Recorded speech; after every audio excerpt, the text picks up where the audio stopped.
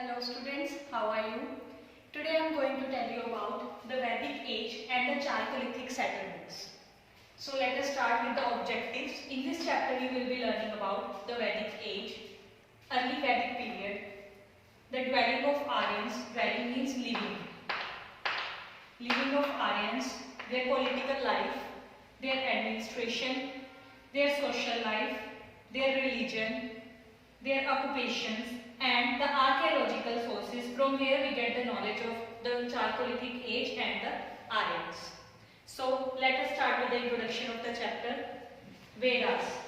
Vedas were sacred books of the period between 1500 BCE and 600 BCE. BCE means before Christian era.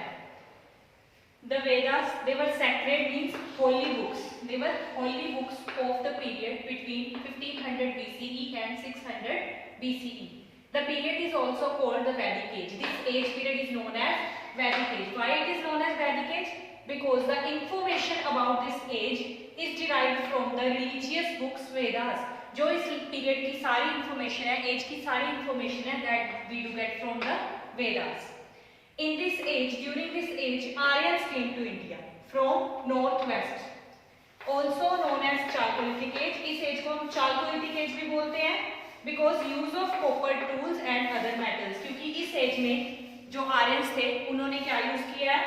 Copper tools and other metals. हाँ जी, let us learn about Vedic age now. Vedic age is a period of 1500 BC to 600 BC. This age is known as Vedic age because the information about this age we get from the Vedas. इस period की सारी information हमें Vedas से मिलती है.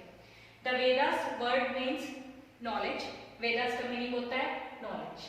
The Vedic literature includes the Vedas such as Rig Veda, Samveda, Yajurveda and Atharvaveda. And also it includes Puranas and epics such as Ramayana and Mahabharata. Vedic age के literature में क्या क्या है? सबसे पहले चार वेदास हैं, Rigveda, Samaveda, Yajurveda and Atharvaveda. Then there are Puranas and epics like Ramayana and Mahabharata. Vedas, what are Vedas? Vedas are collection of hymns, prayers, charms and sacrificial formulas.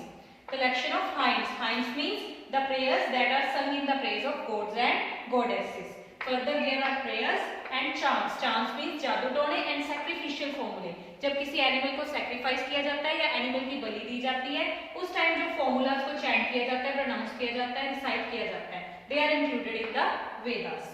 Further, what are hymns? Already told you that they are sung in the praises of gods and goddesses.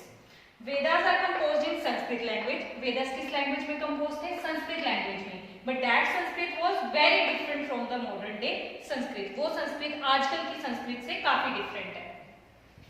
Now let us learn about King Bharat. King Bharat और उसके जो successors थे, they were Aryan. They were the king जिनके नाम पे India का first name भारतवर्षा रखा गया था. King Bharat and his successor were also Aryans. वो Aryans थे जो north west से आए थे, जिनके नेम पे इंडिया का फर्स्ट नेम भारतवर्षा रखा गया. The Vedic age that can be divided into two ages, early Vedic period and the later Vedic period. Early Vedic period is the age of 1500 to 1000 BCE and the later Vedic period is the age of 1000 BCE to 600 BCE. They have the different features. Now let us learn about early Vedic age, the age between 1500 to 1000 BCE.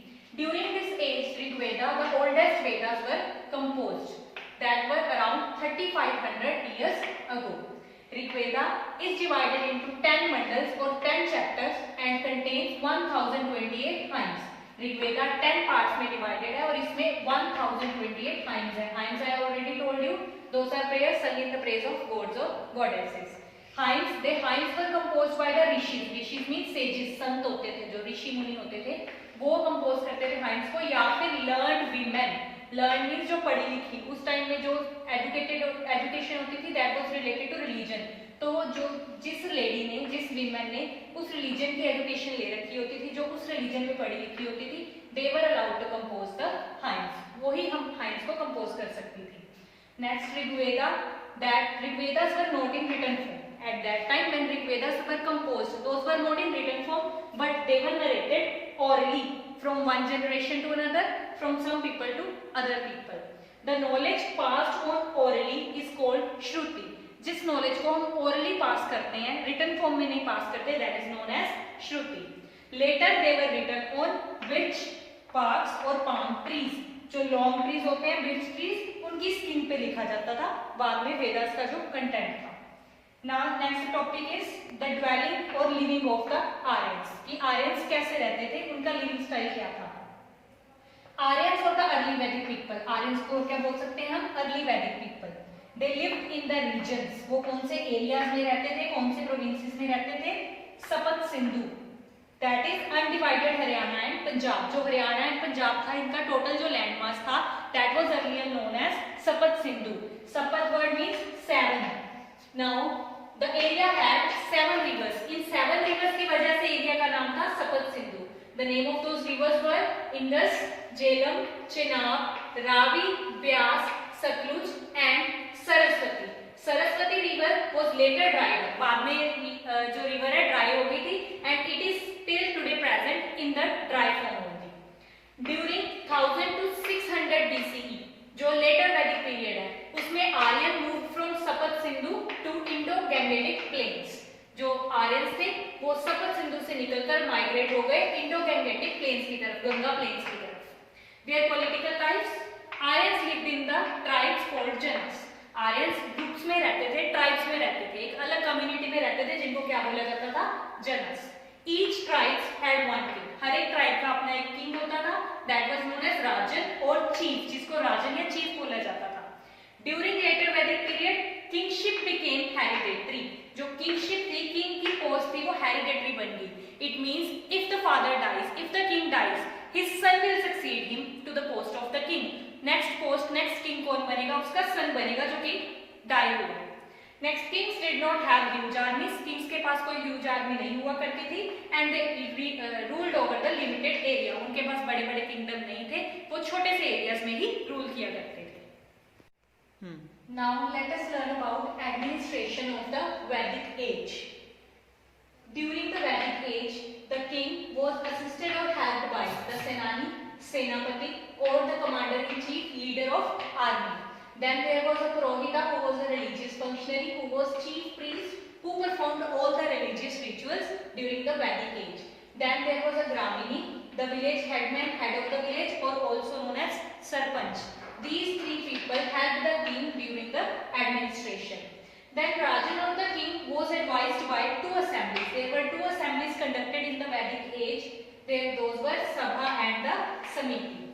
Samiti, it was a national committee, means a big assembly, which consisted of many people. There the members, this was the gathering of the members of every family, means every adult was allowed to attend this meeting, that was Samiti. Then there was a Sabha. Sabha was a small assembly. Here only elders and important people were allowed. These both the assemblies assisted the Rajan or the king. They both advised the king.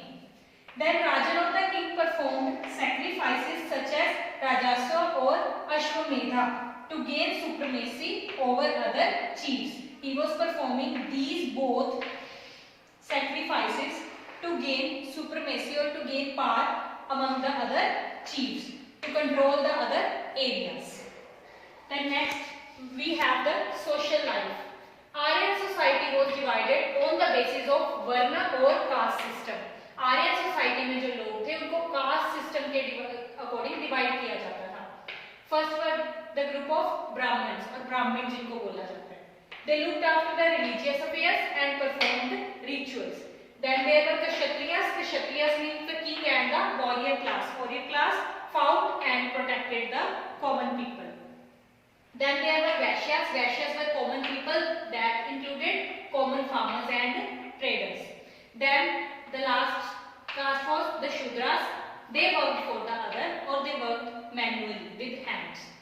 There was other group known as Dasa or the Suas. Their culture was different. They were not considered as a part of the society. Then there was joint family system, which was the smallest unit of the society. During the Vedic age, the Aryan society was concluded from the joint families. That was the basic unit of the society. Women held a respectable position in the society. At that time, women had a good position or a respectable position in the society. Now let us learn about religious lives of Aryans. Aryans worshipped natural forces. जो आर्यन लोग थे वो किसकी पूजा करते थे? Nature की, natural forces की, nature के रिलेटेड चीजों की. Such as पृथ्वी means earth, अग्नि means fire, वायु means wind, Indira means rain, Varun means sky. ये गॉड्स थे, पृथ्वी गॉड, अग्नि, वायु, इंद्रा एंड वरुण. ये नेचुरल फोर्सेस के गॉड्स एंड गॉडेसेस थे. They didn't worship idols. जो आर्यंस थे वो आइडल वर्शिप मतलब मूर्ति पूजा में बिलीव नहीं करते थे, ना ही मूर्ति पूजा करते थे. They consumed two drinks, soma and sura. So जो सुरा ड्रिंक थी that was consumed on common celebration. जो common celebration छोटी मोटी occasions होती थी तब वो ड्रिंक को कंज्यूम किया जाता था, सुरा को. And the soma, it was special kind of drink consumed on special religious functions. It was made from some kind of, जैसे जड़ी बूटियों से बनी होती है वैसे माउंटेन के किसी प्लांट की जड़ी बूटियों से बनी होती थी और स्पेशल रिलीजियस फंक्शंस में ही यूज की जाती थी. Now let us learn about occupations of the Aryans. During the Aryans age cow was reared for milk and dairy products. Cow उस टाइम में एनिमल रियरिंग की जाती थी, तो काउ को किस लिए रियर किया जाता था? मिल्क के लिए और डेयरी प्रोडक्ट्स के लिए. Cow was also considered a unit of barter system. जैसे आजकल हम क्या है कि मनी देते हैं, कोई भी चीज बाय कर लेते हैं, पर उस टाइम में मनी हुआ ही नहीं करती थी, तो लोग चीजें कैसे लेते थे? बार्टर सिस्टम से. मींस चीजें एक्सचेंज किया करते थे एक दूसरे की नीड की. तो काऊ को उसकी यूनिट माना जाता था. मींस अगर किसी ने कोई चीज भी खरीदनी होती थी वो काऊ देके वो चीजें खरीद लिया करते थे. Further other occupants such as carpenters, weavers, potters, fisherman were also there. ये सारे ऑक्यूपेशंस भी वहां पे फॉलो किए जाते थे. Carpentry, weaver, potter and fisherman. People practised agriculture and trading. Agriculture main occupation था, including trading also. Priest performed rituals and taught other people. जो प्रीस्ट होते थे, पंडित होते थे, तो वो रिलीजियस सेरेमनीज परफॉर्म करते थे, रिचुअल परफॉर्म करते थे. दूसरा उनका काम था लोगों को पढ़ाना, रिलीजन के बारे में दूसरे लोगों को शिक्षा देना. And third their work was treating patients. Means जैसे आपने सुना होगा कि वैद्य हुआ करते थे पुराने जमाने में, तो वो वैद्य की तरह ही काम करते थे. जो भी उनके पास पेशेंट्स आते थे उनकी ट्रीटमेंट किया करते थे. Next, archaeological sources. हमें वैदिक एज के बारे में कुछ नॉलेज आर्कियोलॉजिकल सोर्सेज के थ्रू मिलती है. तो these archaeological sources, first is artefacts. Two types of pots are found during the excavation in Hastinapur and Atranjan Khedi, that is in Uttar Pradesh. There were two pots, namely painted grey ware and black and red ware. They are found, which gives information about the Vedic age. Next is megaliths. Megalith का meaning क्या होता है? Mega means huge, लिथ means stone. तो वो हो गए huge और big stone. They were used to mark burial sites. Burial sites means जहाँ पे डेड बॉडी को बरी किया जाता है. उन साइट्स को मार्क करने के लिए, उन साइट्स की, उन जगह पे की पहचान रखने के लिए मेगालिथ स्टैंड किए जाते थे वहां पे. They are found in Kashmir and Deccan all over the India. India में ये कश्मीर और साउदर्न इंडिया में डेक्कन में मिलते हैं. Objects are found along with dead bodies in the graves. जहां पे डेड बॉडीज बरी की जाती थी उनके साथ कुछ चीजें बरी की जाती थी, कुछ ऑब्जेक्ट बरी किए जाते थे. Such as pottery means pots, agricultural tool, agriculture के जो टूल हुआ करते थे, वेपन्स एंड ऑर्नामेंट्स मींस गहने वगैरह. ये सारी चीजें डेड बॉडी के साथ बरी की जाती थी. इन चीजों को बरी करने के दो रीजंस हो सकते हैं. First reason, it could be there religious belief, like they might believe in the life after death. लोग सोचते थे कि एक नया जन्म होगा तो जिस पर्सन की डेथ हुई है वो ये सारी चीजें अगले जन्म में यूज करेगा. और एक अलग रीजन हो सकता है, they denote the person social status in the tribe.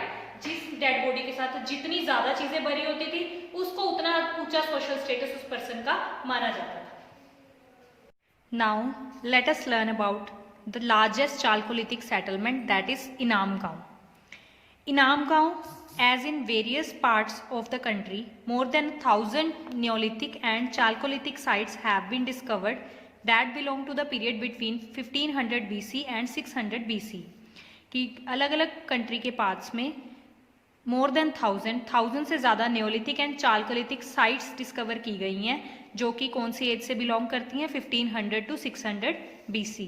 These settlements, in settlements में जो लोग थे वो क्या यूज़ करते थे, स्टोन के माइक्रोलिथ, माइक्रो मीन्स छोटे से, लिथ मीन्स स्टोन, छोटे छोटे स्टोन टूल्स यूज़ करते थे, कॉपर और ब्रोंज के टूल यूज़ करते थे, फ्लेक्स एंड ब्लेड्स यूज़ करते थे, and they use terracotta sling balls etcetera.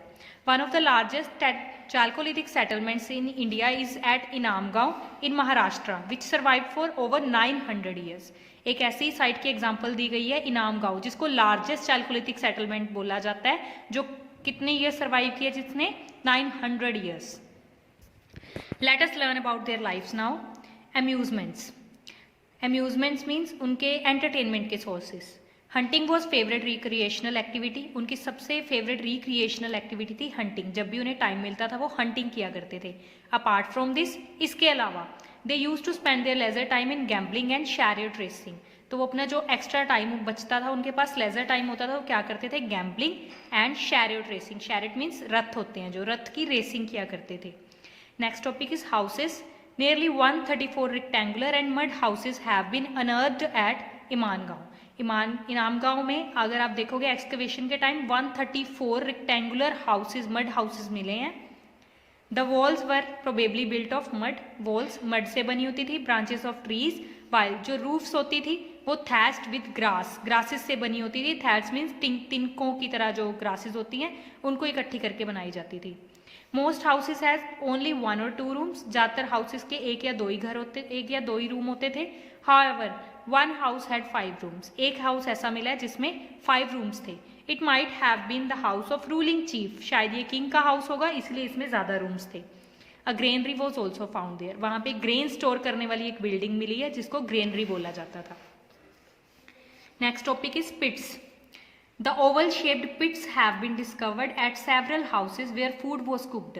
पिट्स मिले हैं, छोटे छोटे खड्डे से बने होते हैं, जो एक शेप सी बनी होती है, अराउंड की सराउंडिंग्स की कवर्ड होती है, जो कि कुकिंग के लिए यूज होती है। Storage pits and bins have also been found, ऐसे स्टोरेज के लिए जो पिट्स यूज होते थे और बिन्स यूज होते थे वो भी मिले हैं वहाँ पे। Further is food on the basis of seeds found, जो एक्सकवेशन के टाइम पे सीड्स मिले हैं, ये कहा जा सकता है it is evident that people grew wheat, barley, beans, peas, gram, rice, jowar and ragi. Meat and fish, dairy products were also part of their diet. Further pottery, the pottery found here was of high standard, जो वहाँ पे pottery की techniques मिली है वो high standard की थी। It was made on the potters wheel, potters wheel के through बनाया जाते थे पोट्स को, एंड बेक्ड ब्रिक्स से बने होते थे। The pots had red background, pots का जो बैकग्राउंड होता था वो रेड होता था, ज्योमेट्रिकल डिजाइन बने होते थे पोट्स के ऊपर। Next is Now artifacts, numerous copper artifacts, terracotta, beads and figurines, semi-precious stones and ivory have been found there। ये सारी चीज़ें वहाँ से एक्सकवेट की गई हैं, डिग की गई हैं। मैनी ऑर्नामेंट्स, कई गहने भी मिले हैं जिनमें bangles, beads, anklets and amulets included है। Some figurines have been burnt and harden in the clay ovens, कुछ फिगर्स को बनाने के लिए पहले उन्हें हार्ड किया जाता था, जलाया जाता था या बर्न किया जाता था क्ले ओवन्स में। Many animal figures specially of a bull have been found, काफ़ी एनिमल फिगर्स भी मिले हैं, जैसे कि एक बुल का फिगर मिला है। Perhaps they worship the bull and a female goddess, जिससे क्या क्लियर होता है कि वहाँ पे वर्शिपिंग किस चीज़ की होती थी, पूजा किस चीज़ की होती थी, बुल की और एक फीमेल गॉडेस की। Burial sites, the dead bodies were buried in pits dug in the floor of the house itself, house के अंडर ही, नीचे ही खड्डे खोद के उसी में डेड बॉडीज को बरी किया जाता था। The dead were usually laid out straight, बिल्कुल स्ट्रेट डेड बॉडीज रखी जाती थी, with the head toward the north, और उनका हेड जो होता था नॉर्थ डायरेक्शन की तरफ रखा जाता था। They also placed the pots containing food and water for the dead, वहाँ पे पोट्स को मतलब पोट्स रखे जाते थे डेड बॉडी के साथ जिसमें फूड एंड वाटर होता था।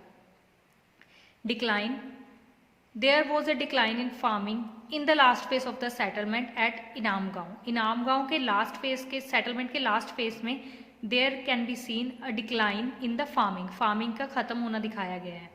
It may be due to the scanty rainfall और ड्विंडलिंग सॉइल फर्टिलिटी, ये क्यों हुआ था, या तो वहाँ पे रेनफॉल नहीं प्रॉपर होती थी, इरिगेशन के लिए सोर्सेज नहीं थे, या फिर ड्विंडलिंग सॉइल फर्टिलिटी, जो सॉइल की फर्टिलिटी थी वो खत्म हो रही थी। People started hunting for more food. तो लोगों को अब फार्मिंग से खाना मिलना बंद हो गया तो उन्होंने हंटिंग शुरू कर दी।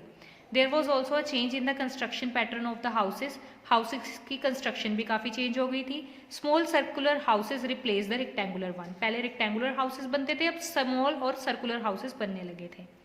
Elsewhere in the world, around the same time, that is between 1500 BC to 500 BC, the Egyptian civilization was contemporary and continued to flourish. जब ये वैदिक सिविलाइजेशन वर्ल्ड के एक पार्ट में थी तो किसी और पार्ट में एक इजिप्टियन सिविलाइजेशन भी फ्लोरिश कर रही थी। King Rameses II of the new kingdom built a temple at Abu symbol.